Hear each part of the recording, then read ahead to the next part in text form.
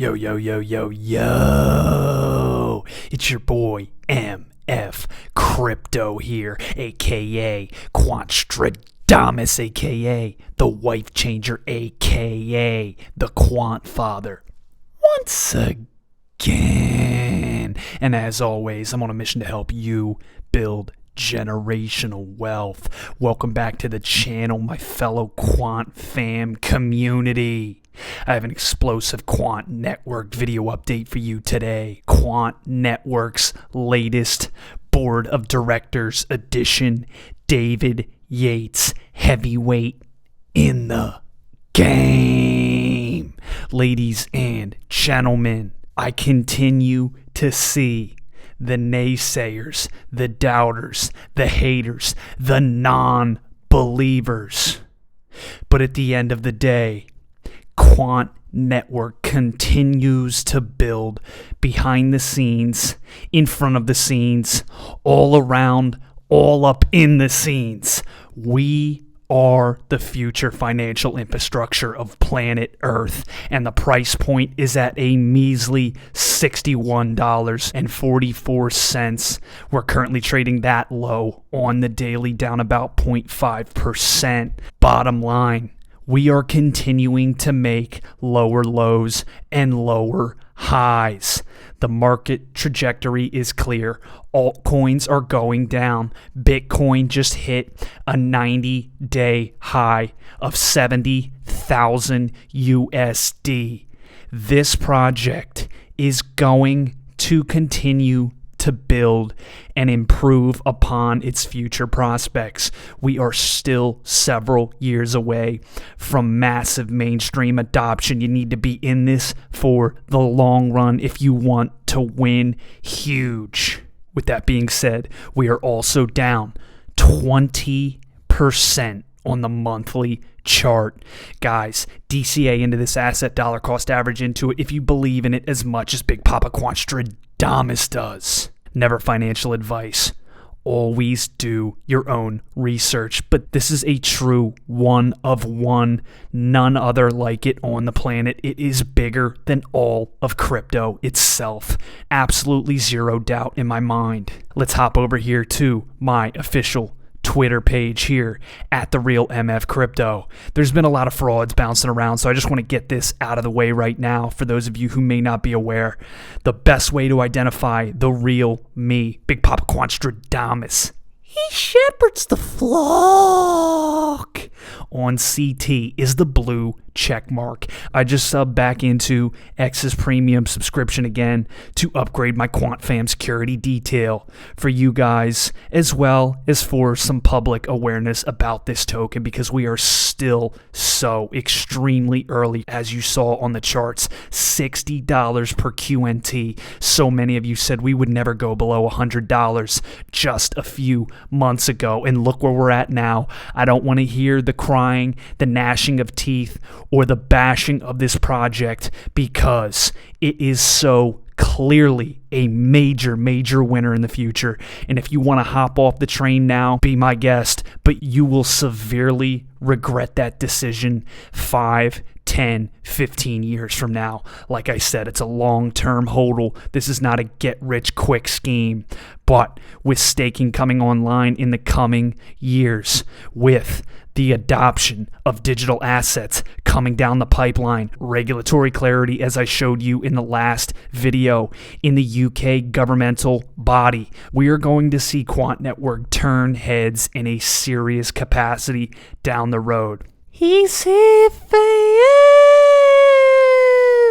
Pay homage to your man's Quantstradamus. As you can see here, the blue check mark is me. The fraudsters, the schemers, the low-life swindling grifters are not subbed to that premium subscription. Now that might change in the future as this account continues to grow, but as you can see, they're penny pinchers. They're trying to steal your QNT or find some kind of grift. I will never directly DM you myself unless I've already established a relationship with you. But when all else fails, Big Papa Quantstradamus, moving forward for the foreseeable future, has that blue check mark buy my Twitter account. So don't ever get it twisted. I am never going to try to ask you for any kind of assets or money. That's not how Big Papa gets down. He earns his. I'm not here to grift my community. That's not how I get down. Now, on to the main event of the evening. Here you go, guys. Another tweet by me earlier today. Another massive W brought to you by Quant Network. Pay homage. Gilbert Verdian over on LinkedIn. Check him out. He's got some nice updates over there for you. Today, I am thrilled to announce the appointment of David Yates to our board of directors at Quant. I'll get into his background here momentarily. I've been a long-term admirer of David and know his expertise and philosophy aligns perfectly with our goal of bringing more efficiency, transparency, and programmability to the payments industry. Many will know David from his tenure as CEO and chairman of Vocalink, a MasterCard company, where he transformed it into a globally competitive company, eventually overseeing its acquisition by MasterCard. He went on to be president of MasterCard's new payment platforms, where he contributed significantly to industry innovation and advancement. Welcome, David. We look forward to drawing on your prowess as we revolutionize the way money and assets are moved, managed, and understood. I second that, and I know the entire Quant fam community seconds that. Welcome aboard, Mr. Yates. A very prized acquisition for the team and shows you that we are continuing to win, even in the face of a massive downturn in price point. It is a blessing in disguise. I continue to put this out on all my socials, guys. With the price continuing to drop, this is the ultimate blessing. It's allowing so many of you who missed out on that previous run up to $160 as we were the darlings of the bear market last year to acquire this asset at such a low entry point. It is incredible, the opportunity before you. Do not allow it to pass you by. Switching gears over to more of Mr. Yates' background. He is an executive on the board over at Siris Capital. A little bit about their history. Our founders, Frank Baker, Peter Berger, and Jeffrey Hendren, have worked together for 20 plus years. Siris Capital was founded in 2011 to bring new thinking and a distinct approach to tech and telecom private equity investing. Today, Siris has raised over $5.9 billion with a B of cumulative committed capital and is currently targeting investment opportunities with transaction values of $500 million to $2 billion. This is a big time player with big time personnel aboard. A few key facts here, guys. Founded in 2011, $5.9 billion, as I just mentioned, $3.45 billion Siris Partners IVLP fund, and 9 current portfolio companies under their jurisdiction. Quant Network is not playing around. They're here to stay. They're here to win. They're here to continue to bring forth the future infrastructure of the financial system of our planet, and digital assets are clearly the future of finance. If we check in here on the team tab and go to executive advisors, David Yates, as you can see clearly here, alongside the other bigwigs over at Siris. Do not misunderstand this whatsoever, ladies and gentlemen. See the writing on the wall here. Notice what is going on right now and the opportunity that is presented at just $61 per QNT. And as I've made mention in the past, I believe we will go lower before we can reclaim those lofty price targets up above triple digits and beyond. You are so very blessed to be here in this moment in time. Pat yourselves on the back. Continue to save your money for a rainy day and get some fiat invested into this incredible asset. Again, not financial advice, but know that I am heavily backing this project myself and will continue to do so and accumulate more into the future and beyond. Now, for an official Quant Network press release by none other than the head honcho, Gilbert Verdian himself. Will banks ever be able to tap into the liquidity of permissionless blockchains? This was dated back on October the 7th. At the end of August, the Basel Committee on Banking Supervision released a working paper outlining the risks of permissionless blockchains and potential ways to mitigate such challenges. While addressing the concerns raised, our founder and CEO, Gilbert Verdian, argues that Quant's methodology and technology mitigate against them, while unlocking new sources of liquidity. Security is pivotal in finance. Can permissionless blockchains, which are inherently susceptible to a myriad of risks, ever provide the security banks demand?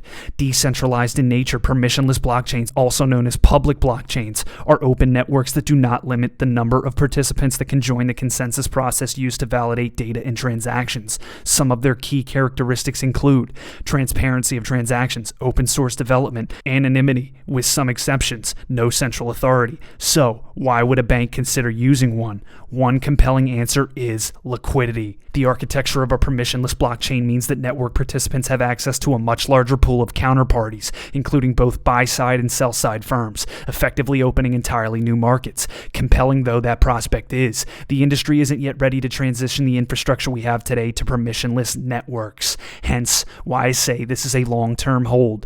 They are building out the back end of this infrastructure as we speak and getting regulatory clarity, and the UK is forging ahead right now in 2024. Why are banks cautious? The biggest concern for banks when it comes to permissionless blockchains is the compliance and security risk. Performing sensitive transactions and workloads on a public chain is counterintuitive. Today, mission-critical infrastructure is on closed private networks that are typically interbank. As consumer and institutional appetite for digital assets continues to grow, challenges are beginning to emerge. When issuers distribute digital assets on private blockchains, they're limited in terms of the investors they can reach. This is why a hybrid approach, bridging the gap between the liquidity provided by public blockchains and the appeal of digital assets, should be our objective. Combating the risks associated with permissionless blockchains. The Basel Committee on Banking Supervision's paper sets out several risks pertaining to the governance, technology, compliance, and liquidity. All are important, and we have considered them carefully in refining our methodology and building our core technology platform,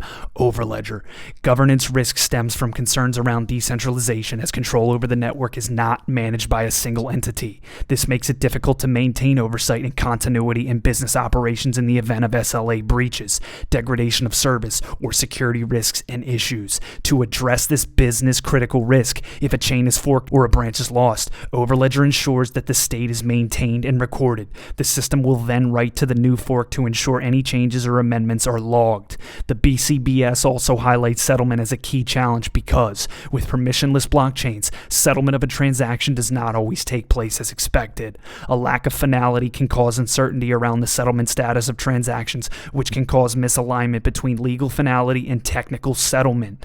To overcome this, we're able to implement integrity checks across blockchains using our patented technology. This helps to ensure transactions are written on the underlying chain while holding the state until it is confirmed, which provides assurance that transactions have finality. The patented Overledger system is needed to forge ahead.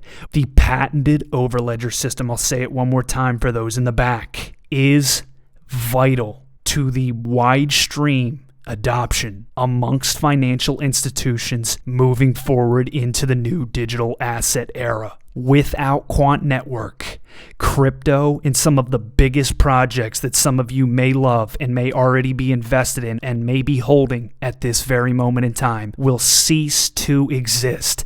That is how huge Quant Network is. Concerns around the privacy and confidentiality of permissionless blockchains were also raised in the paper, since they can provide records of transactions that can be viewed by the public. Although this concern is certainly valid, we have built a solution that can co-sign each transaction that prevents unauthorized users from viewing any internal data.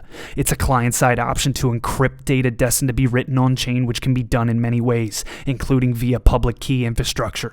To mitigate regulatory risks, Quant offers the capability to whitelist or blacklist addresses to be authorized for use, which minimizes the risk of unauthorized transfers and transactions. To further reduce compliance risk, we run Know Your Customer checks on all public mainnet transactions through OnFido. Guys, they've done the research, they've put the time in, they've run the laps around the track. This is not some run-of-the-mill, let's wing it, let's see how it goes type operation. This is aiming to take over the big boy market share of the future financial system. If Quant Network succeeds in their mission, and they most certainly will, you have found the gold mine, the treasure troves of all treasure troves before the market has even identified it. You are an extremely extremely early adopter in the absolute infancy stage. Addressing the mitigants. The paper presented a series of potential mitigants against the risks of permissionless blockchains. Quant technology addresses each of these. Business continuity planning. In the event that something goes wrong, we can use an alternative blockchain or try again to ensure continuity and enable the smooth running of a business's operations. Technology-based controls over parties and transactions. We enable institutions to do this through secure signing, access management, and secure transactions.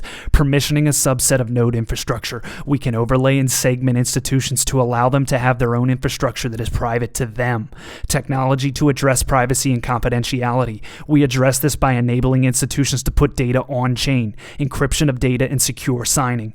Technology to address liquidity risk. We offer liquidity management through real-time monitoring of the health of funds, values, and potential risks. Here you go, guys. This is the cherry on top and what you've been waiting for, what's in store for the future. Permissionless blockchains are not yet ready for institutional adoption. I've told you this many times on this very channel. The current sentiment towards permissionless blockchains is comparable to the initial response to the internet, which was also considered too much of a risk.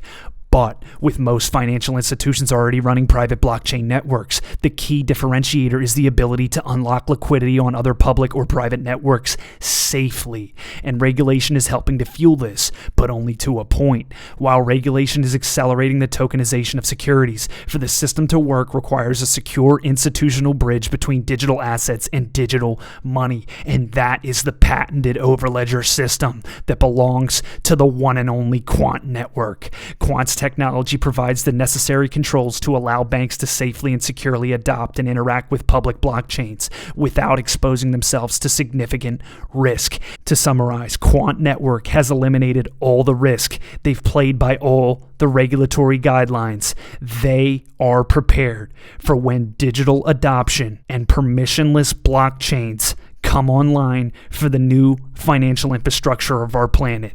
They will be the biggest benefactors of the new era of finance. Don't ever get it twisted. Thank you for listening. Thank you for tuning in. This has been another feature presentation by MF Crypto, aka Quantstradamus, aka the Wife Changer, aka the Quant Father, the #1 source for all your Quant network needs. I'll see you next episode. Cheers.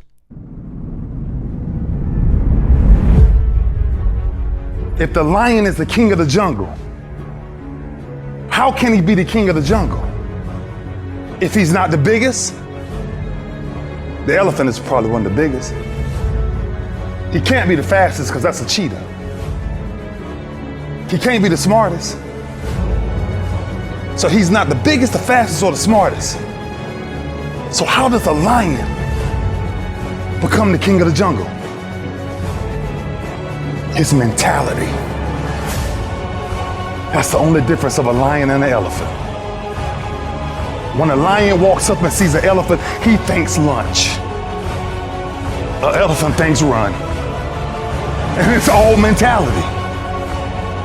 Because when a male lion walks up, he may be outnumbered by a pack of hyenas, but I'm king of my jungle because of my mentality. What happens when you're a gazelle and you're not being pushed, you're not being prodded, you're not given a reward, nobody's encouraging you? What happens when you're a gazelle and the lion's not chasing you anymore? You stop running. But what happens when you're a lion? When you're a lion, it does not make a difference. You realize that if your family is going to eat, that if that pack of lions is to survive, then you gotta go hunt. A part of being a beast just ain't eating a gazelle. A part of being a beast is the hunts. It's the hunt that they're excited about. They like to see the gazelles run. Then boom, they take off. Because real lions like to hunt. They love the process just as much as they love the prize. And some of y'all just want to score. You don't like the process. You're not in love with the process. A true hunter's goal is not the prize. A true hunter's goal is to hunt. That's what they live for. They live to hunt. They don't just live to catch it. It's the whole process. When you are a true hunter, you don't go by time, you go by the gazelle. When you are a true hunter, you hunt until you get a gazelle, and you don't stop until you get one. And then you get another, and then you get another, and you get another. If you're gonna do what you say you're gonna do, be what you say you're gonna be, you're gonna have to lion me out. You a gazelle, you're gonna come up short. You a gazelle, you're gonna have an average experience. You a student, I need you in lion mode. You an entrepreneur, I need you in lion mode. You trying to lose weight, lion mode. You can't do nothing significant in gazelle mode, nothing. Nothing impressive happens in gazelle mode. Nothing happens in run mode, give up mode, quit mode, scared mode, fearful mode, nothing happens. Everything happens in lion mode like I'm coming to get you.